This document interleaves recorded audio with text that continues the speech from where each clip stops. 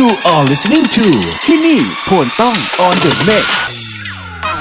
แกจะไปทางไหนแกจะทำอะไรไปไหนไปกันเตือนใจ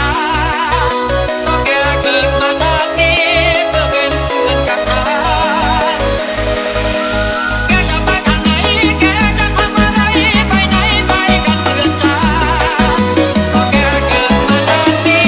เพื่อเป็นเพื่อนกับใครร้องเป็นบทเพลงให้นึกถึงความหลังจำได้ไหมในวัยมันเราเป็นอย่างไรบ้างคุยทั้งคืนทั้งวันคุยกันไม่มีระอาฉันเมาแล้วปวดขึ้นมาแกยังคอยเช็ดให้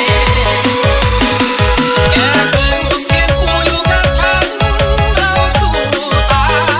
ยแล้วแกก็ต้องมาโจมตีตายเพราะคำหยาบยันว่าเราแรงฝ่ายสมองมาทั้งฟังทั้งน้ำตาว่าเราแรงฝ่ายสมองมาทั้งฟังทั้งน้ำตาเบื่อเลยอยากย้อนเวลาเหลือเกินความผิดอันนี้ฉันจะชดใช้อย่างไรดีแกจะไปทางไหนแกจะทำอะไรไปไหนไปกันเตือนใจเพราะแกเกิดมาชาตินี้เพื่อเป็น You are listening to ที่นี่ควรต้อง on the mix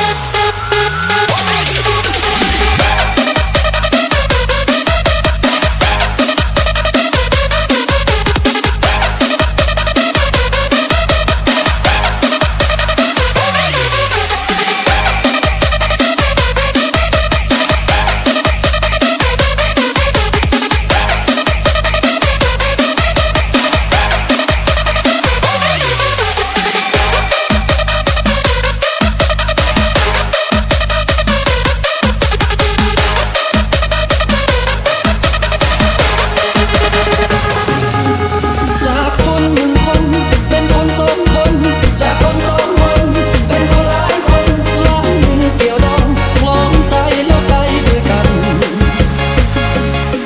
ใกล้ไกลแค่ไหนส่งความรู้สึกถึงกันสัญญาไม่เคยแปรผันคืนวันไม่อาจเปลี่ยนแปลงความรักความนินความลมหายใจชีวิตสิ้นสุดเมื่อใดจะฝันวิญญาณตรงนี้ฝากไว้ว่าจีสัญญาจากใจจะทุกข์จะสุขแค่ไหนจะคิดถึงกันเสมอ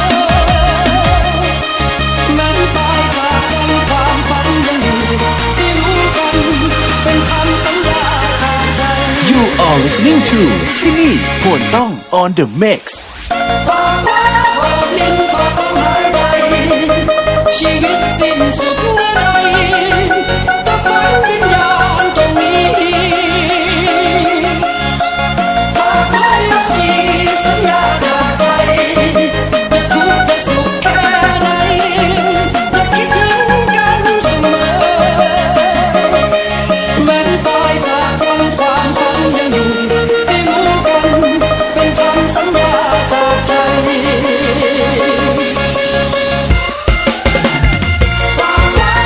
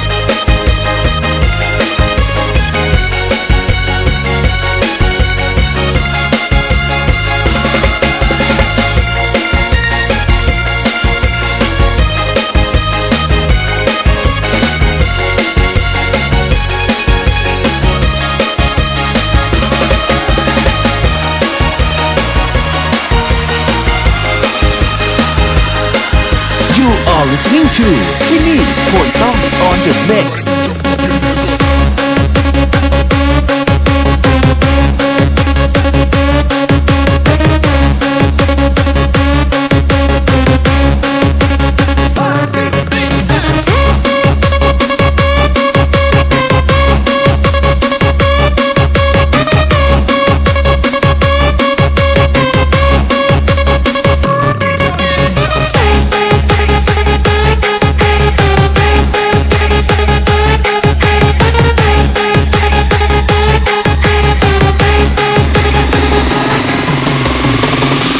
มีวันแห่งชัยมีวันที่แพ้พ่ายมีวันที่ไฟคู่โชน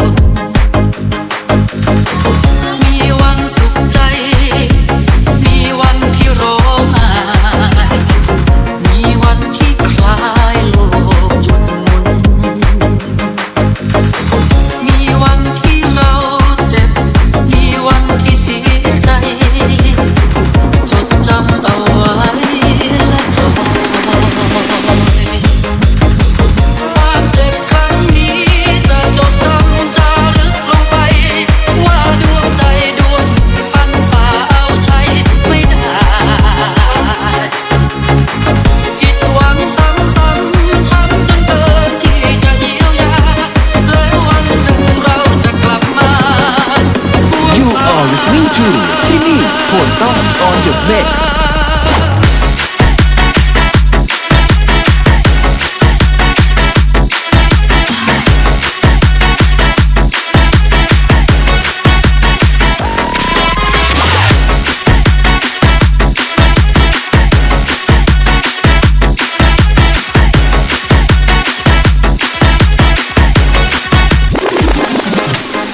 ไป2 ปีที่เธอมาหายจากเขาว่าพ่อแม่เธอพาไปทานเจ็บและช้ำต้องจำทนเพราะความจนบังคับจิตใจจากเจียงไฮ้ไปขายตัวอยู่สุวรรณภูมิที่ตั้งตารอให้เธอกลับคืนบ้านมาถึงไม่มีทีวีตู้เย็นก็ไม่เห็นเป็นไรทิ้งความเชื่อค่านิยมของคนเก่าล้าสมัยช่วยกันทำนาดู You are listening to ที่นี่ควรต้อง on the mix ผ่านชีวิตมาชื่นชมโลกสวยได้เพียง15 ปีแต่แค่นี้ชีวิตกลับมาพบกับความมืดมนผ่านมือชายเป็นร้อยเป็นพันต้องกล้ำกลืนและอดทนเพื่อเก็บเงินส่งบ้านไทยถอนตัวเอง